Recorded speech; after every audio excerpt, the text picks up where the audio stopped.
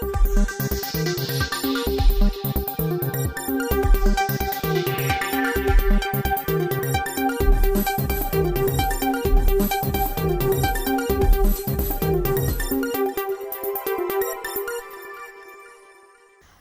आप देख रहे हैं शुभ 24 न्यूज और मैं हूं आपके साथ चाहत। आइए नजर डालते हैं आज की कुछ अहम खबरों पर।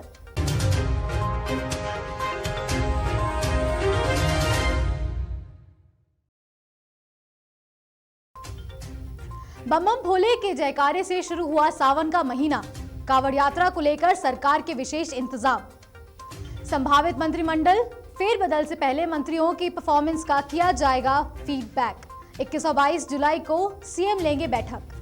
राजसमंद में 1 करोड़ की लागत से बनेगा गांधी दर्शन पार्क, हेरिटेज लुक से किया जाएगा सुसज्जित। और वहीं राजस्थान में एक बार फिर बढ़ रहा है कोरोना का ग्राफ, सावधानी और सतर्कता जरूरी। अब खबरें विस्तार से। प्रदेश में 1 महीने का सावन शुरू हो गया है। हर साल सावन के महीने में कांवड़ यात्रा निकाली जाती है। गुरुवार से शुरू होने वाले सावन में पहला ऐसा मौका आया है कि जब कांवड़ यात्रा के लिए पुलिस रजिस्ट्रेशन प्रोसेस शुरू कर रही है। रजिस्ट्रेशन के अलावा अन्य कांवड़िए सड़कों पर दिखेंगे तो उनके खिलाफ एक्शन होगा।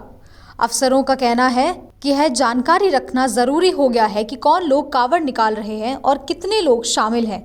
पारदर्शिता बरतने के लिए यह फैसला इस बार लिया गया है। गौरतलब है कि इस बार ना तो डीजे बजेगा और ना ही तेज नारे लगाए जाएंगे। जयपुर समेत कई शहरों में तो संवेदनशीलता को देखते हुए रूट तक पुलिस तय करेगी। पुलिस और प्रशासन कुछ इस तरह से आयोजन कराएंगे कि बड़ी यात्राएं सुरक्षा के साथ शांतिपूर्वक हो जाएं। इस बार कांवड़ को लेकर ड्रोन से भी नजर रखी जाएगी। साथ ही हर सोमवार को बड़े चौराहों पर कांवड़ यात्राओं का स्वागत करने के लिए भारी बल मुस्तैद रहेगी। मुख्यमंत्री जन आवास योजना के तहत 560 मकान बनकर तैयार हो गए हैं। नगर परिषद की ओर से इनका भौतिक सत्यापन किया जा रहा है। इसके चलते अगले महीने की शुरुआत तक मकानों का आवंटन की तैयारी पूरी है।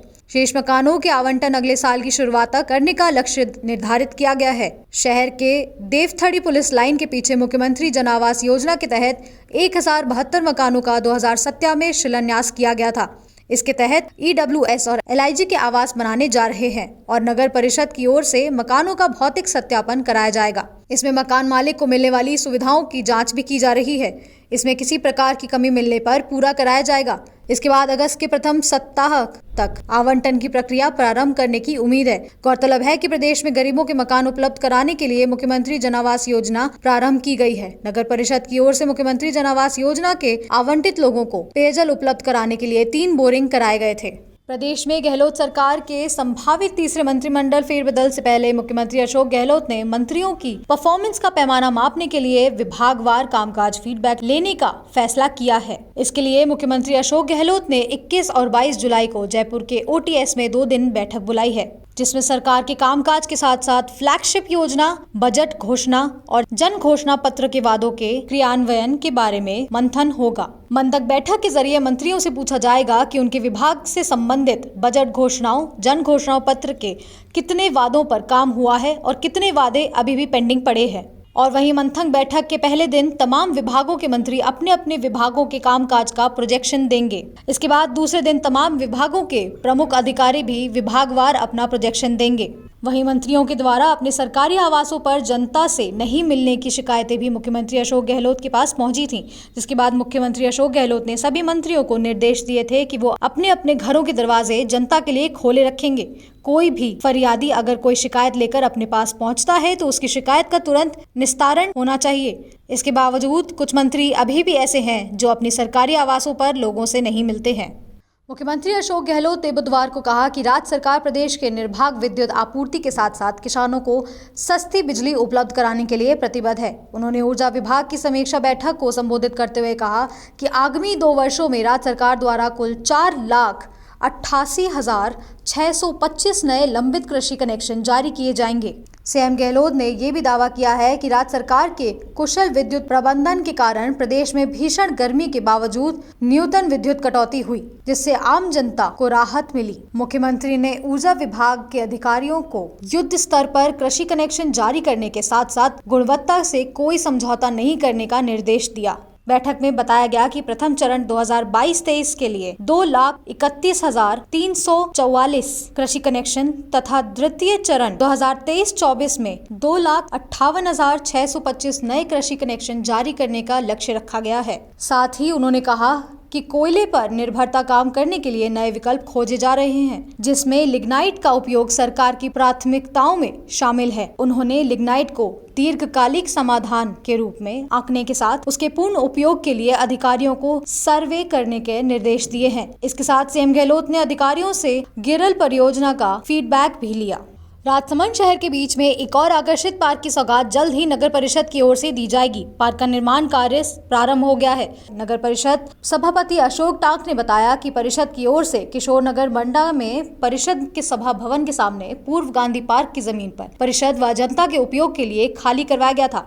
इस पर शहरवासियों के लिए आकर्षक गांधी दर्शन पार्क का निर्माण का निर्णय लिया गया है। इसके तहत 98 लाख रुपए की लागत से पार्क के निर्माण को स्वीकृत प्रदान कर टेंडर के बाद वर्क ऑर्डर भी जारी कर दिया है। यहां पर जमीन को लेवल कराने के लिए भराव ढाला जा रहा है, जिसके बाद निर्माण कार्य शुरू कर दिया जाएगा।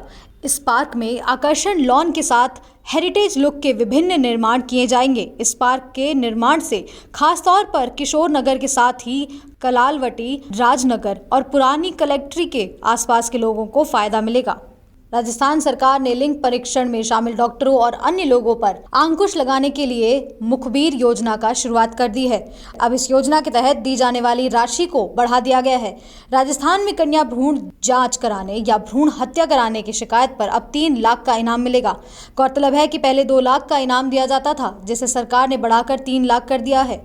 कोख में पल रही बेटियों को बचाने के लिए राज्य सरकार ने PCPNDT अधिनियम के तहत मुखबिर योजना को अधिक प्रभावी बनाया है।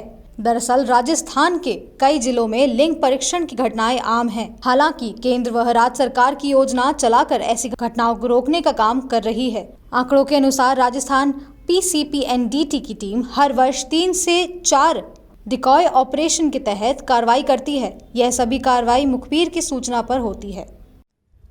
ननिहाल आई एक 10 साल की बच्ची से बलात्कार करने का मामला सामने आया है। आरोपी वारदात के बाद बच्ची को छोड़कर फरार हो गया।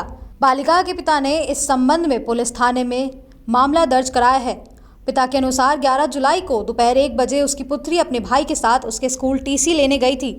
वह दोनों विद्यालय से टीसी कटवा कर वापस अपने नाना के घर लौट रहे थे। तभी रास्ते में आरोपी बबलू बावरी ने दोनों बच्चों को मोटरसाइकिल पर बिठा लिया और कहा कि उनको उनके नाना के घर तक छोड़ देगा। आरोपी ने उसके पुत्र को उसके नाना के घर के आगे उतार दिया, जबकि पुत्री को लालच देकर बंद पड़ी एक सरकारी इमारत में ले गया और चाकू की नोक पर डरा धमकाकर उससे दुष्कर्म किया। वारदात के बाद आरोपी बच्ची को उसके नाना के घर से थोड़ी दूर छोड़कर फरार हो गया। पुलिस ने आरोपी के खिलाफ पॉक्सो एक्ट सहित विभिन्न धाराओं में मामला दर्ज किया है और कार्रवाई शुरू कर दी है। भ्रष्टाचार निरोधक ब्यूरो की ओर से बुधवार को यहां उपखंड मुख्यालय पर ट्रैप की 3 कार्रवाई की गई, जिसमें पंचायत समिति के सहित अभियंत महेश चंद्र गोयल, ग्राम पंचायत टुंडला के ग्राम विकास अधिकारी रिंकेश गर्ग एवं अतिरिक्त ऑफिस कानूनगो भू अखिलेश शाखा तहसील बमनवास रमेश चंद्र सोनी को गिरफ्तार किया है, जिस पर आरोपी से रिश्वत राशि मांग सत्यापन करवाया गया तो आरोपी रिंकेश गर्ग ग्राम विकास अधिकारी ने परिवादी से संबंधित पत्रावली में काम कराने के एवज में स्वयं और अन्य के लिए प्रति फाइल 7,000 के हिसाब से 1,40,000 रुपए की मांग करते हुए पाया गया था और फिर उस पर ट्रैप कार्रवाई की गई। इस दौरान आरोपी रिंकेश गर्ग ने परिवादी से 60,000 रुपए प्राप्त किए, जो बरामद किए गए हैं। इसी तरह एसीबी की द्वितीय कार्रवाई तहसील परिसर स्थित अतिरिक्त ऑफिस कानूनगो भू अभिलेष शाखा में की गई। परिवादी मुकेश मीणा से आरोपी रमेश चंद्र सोनी गिरदावर ने पहाड़ी अकाल घाटी बारात बस दुर्घटना में पीड़ितों को मुख्यमंत्री सहायता दिलवाने के अवज में कुल 42 फाइलों को पास कराने के लिए अवज में रिश्वत की मांग की, जिस पर वक्त सत्यापन 22 जून को आरोपी ने 20,000 रुपए की मांग की। दौरान 8 ट्रैप कार्रवाई आरोपी रमेश चंद्र सोनी गिरदावर अतिरिक्त ऑफिस कानूनगो भू अखिलेश शाखा तहसील बमनवास को 20,000 रुपए लेते रंगे हाथों गिरफ्तार किया गया है। राजस्थान में कोरोना के नए मामले तेजी से इजाफा हो रहे हैं। कोरोना एक्टिव संक्रमित मरीजों की संख्या बढ़कर 1,265 हो गई है। वहीं बुधवार को यहां कोविड-19 के 187 नए केस दर्ज किए गए हैं। कोरोना वायरस के संक्रमण से 134 मरीज ठीक भी हुए हैं।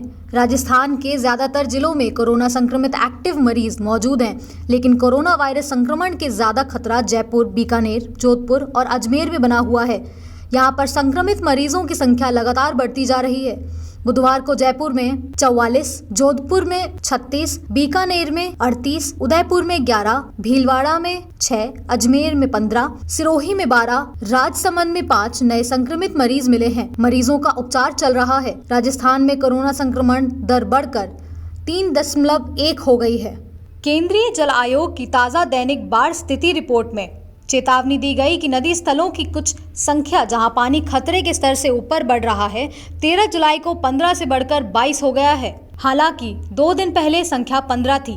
दक्षिण पश्चिम मानसून के प्रभाव से देश के विभिन्न हिस्सों में बीते कुछ दिनों में जमकर बारिश हो रही है। लगातार बारिश के कारण नदियों के जल स्तर में वृद्धि जारी है। इसी क्रम में भारतीय मानसून विभाग ने 14 जुलाई को पश्चिमी तट, मध्यम और आसपास के प्राय द्वीपीय भारत के साथ स्थित 8 राज्यों में भारी से अत्यधिक भारी बारिश की भविष्यवाणी की है कि अगर ऐसा हुआ तो देश में बाढ़ की स्थिति पैदा हो जाएगी। क्षेत्र की नदियां उफान पर हैं, कई बांध अधिकतम सीमा तक भर गए हैं। कृषि भूमि और निचले इलाकों में जल भराव हो गया है, जिससे फसलें और संपत्तियों को नुकसान भी काफी हद तक पहुंचा है।